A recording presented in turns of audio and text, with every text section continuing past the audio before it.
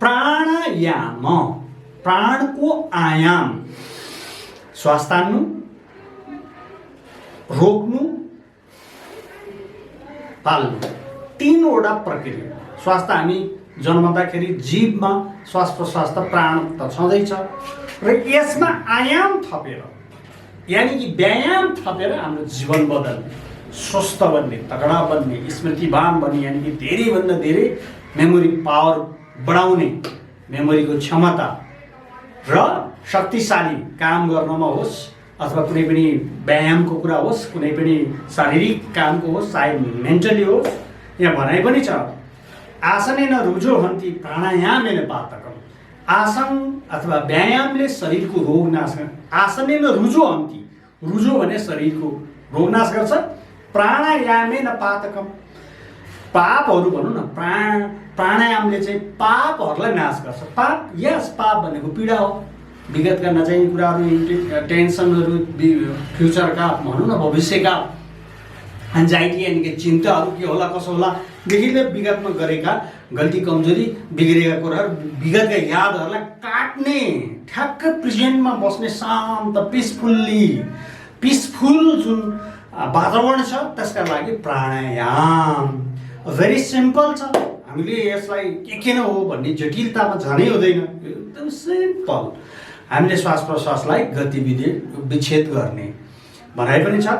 तच्छेति प्रकाशवर्णम, हामी प्राणायाम गर्यौँ भने तच्छेति प्रकाशवर्णम, तुरुन्तै प्रकाश उज्यालो हुन्छ भन्ने यो योगिक पतञ्जलिको सूत्रसहित हामी प्र्याक्टिकल गर्दैछौँ। आदरणीय दर्शक महानुभावहरू, भिडियो पुरै हेर्नुहोला, इट्स भेरी प्र्याक्टिकल, यो प्र्याक्टिकल छ, तुरन्तै तपाईँ चेन्ज हुन सक्नुहुन्छ भन्दै म डाक्टर अनन्तराम केसी यस मोटिभेसनल भोइसमा हार्दिक स्वागत गर्न चाहन्छु। तपाईँहरूले माया गरिराख्नु भएको छ, सब्सक्राइब गरिदिनु भएकोमा धन्यवाद।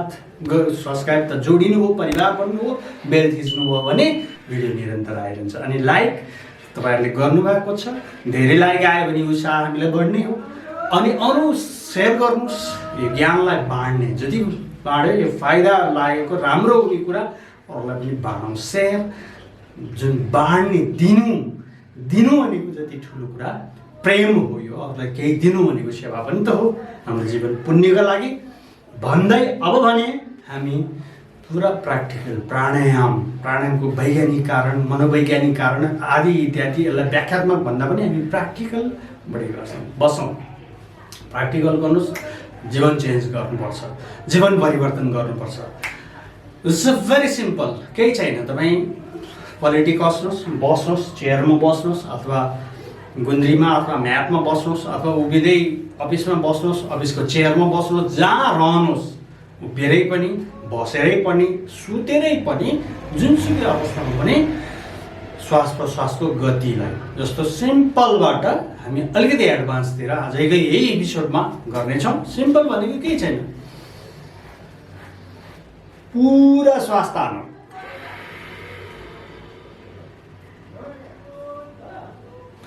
तान्नु, फाल्नु, रोक्नु र फाल्नु, तीनवटा चरणमा बराबर गर्छौँ भने यसलाई समवृत्ति प्राणायाम पनि भनिन्छ। यो भेरी बेसिक, भेरी इम्पोर्टेन्ट, जसले पनि गर्न मिल्ने, जहिले पनि गर्न मिल्ने यो बेसिक गर्दैछौँ है त। यसको नाम भनेको हामी जति श्वास गहिरो तान्छौँ, मनमनै गरेर 1 2 3 4 5 सेकेन्ड गऱ्यौँ, 5 सेकेन्ड रोकौँ, 1 2 3 4 5 सेकेन्ड रोकौँ, 1 2 3 4 5 सेकेन्ड छोडौँ। सिम्पल, केही गर्ने पर्दैन। पुराका पुरा आफ्नो क्षमता अनुसारको श्वास भरौँ, अक्सिजन भरौँ, छातीमा भरौँ, अनि पुराका पुरा फालौँ। श्वास तानौँ, रोकौँ र फालौँ।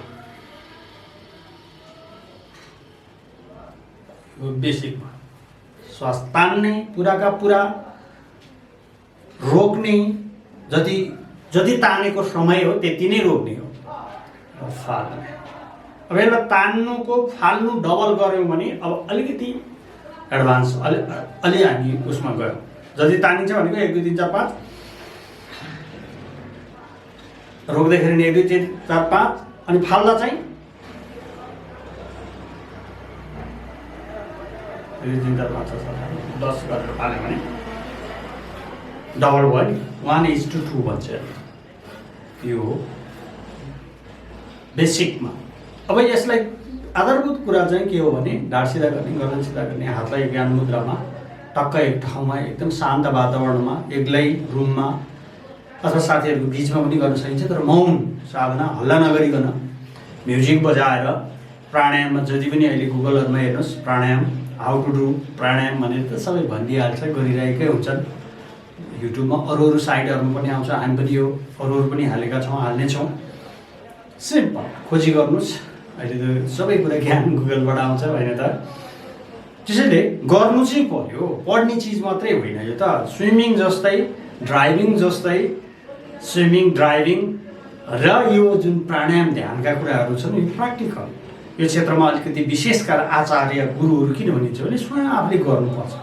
यो सिकाउने मात्रै कुरा भएन, सिक्ने मात्रै कुरा भएन, यो गर्ने कुरा पनि हो। यसको लागि बसिहाल्ने, तपाईँ बसिहाल्ने, गरिहाल्ने। टक्क के गर्नु पऱ्यो, टक्क यसरी गर्ने, बस्ने परेटी कसेर अथवा चेयरमा टक्क बसिसकेपछि सस तान्ने,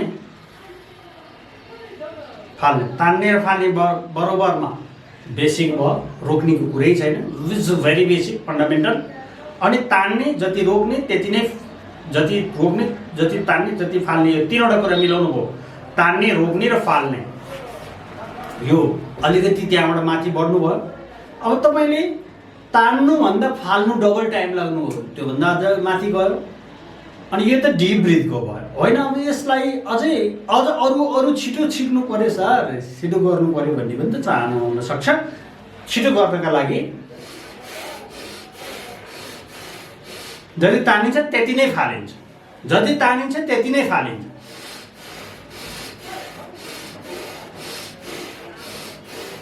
यो छाती पेटहरू स्वाभाविक रूपमा हुने हो, यसलाई बल गरेर गर्ने होइन। पेटको भस्त्रिका, कपालभाती, नाडी शोधन, भ्रामरी, अब यो मुख्य 4वटा प्राणायाम म अर्को एपिसोडमा यसलाई प्र्याक्टिस गर्नुहोस्। 1 महिना जति प्र्याक्टिसमा ल्याउनुहोस्, तपाईँको जीवन धन्य हुन्छ, बदलिन्छ, ज्ञानी बन्न सुरु गर्नुहुन्छ, मेमोरी पावर बढ्न सुरु गर्छ, पिसफुल, तपाईँ माइन्ड शान्त हुन्छ, इरिटेसनहरू जान्छ, मेन्टल प्रब्लमहरू कम हुँदै जान्छ। 1 महिनासम्म गर्नुहोस्। अनि त्यसपछि अर्को महत्त्वपूर्ण 3-4वटा प्राणायामहरू सिम्पल हामी फेरि अर्को एपिसोडमा गर्छौँ। अहिलेलाई पनि बेसिक फेरि पनि मैले दोहोऱ्याउन चाहेँ कि श्वास प्रश्वासको गतिलाई तान्ने, रोक्ने र फाल्ने, अथवा तान्ने र फाल्ने, छिटो तान्ने छिटो फाल्ने, अथवा गहिरो तान्ने, गहिरो फाल्ने पनि छ, गहिरो तानेर गहिरो रोकेर गहिरो फाल्ने भनेको ताने, रोक्यो, फाल्दा पनि फोर्स लगाएर, यसो गर्दा पनि भयो। योभन्दा पनि महत्त्वपूर्ण चाहिँ फास्ट इन्स्ट्यान्ट, एकदम क्विक 1-2 मिनट गरिहाल्ने। स्वास्थ्य सफा छ, त्यहाँ ठाउँ वातावरण ठिक छ,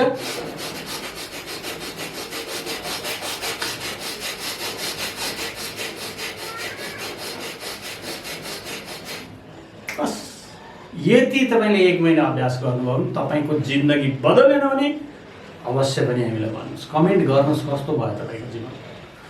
र साथीहरू यसलाई लाइक गर्नुहोस्, सेयर गर्नुहोस्। मैले यहाँले तपाईँको जीवन अवश्य बदल्नका लागि यसले मेमोरी पावर बढाउँछ। हामीले पब्लिक स्पिकिङको, एङ्करिङको हरेक विषयहरू पनि हामी हाल्नेछौँ। अहिले पनि आएर हेर्नुभयो, माया गर्नुभएको छ, जोडिरहेका छौँ हामीसँग। 40,000 भन्दा ठुलो परिवार भइसकेको छ। यो 40,000 भन्दा ठुलो परिवारमा सबै साथीहरू, मित्रहरू, दर्शक महानुभावहरू, आदरणीय दर्शक महानुभावहरूलाई म धन्यवाद दिन चाहन्छु।